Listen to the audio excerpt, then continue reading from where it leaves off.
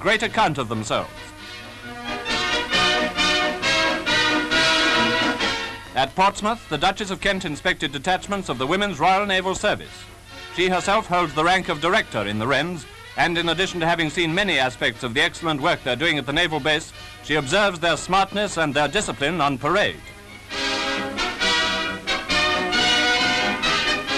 Visiting another naval base, the Prime Minister inspected officers and ratings there.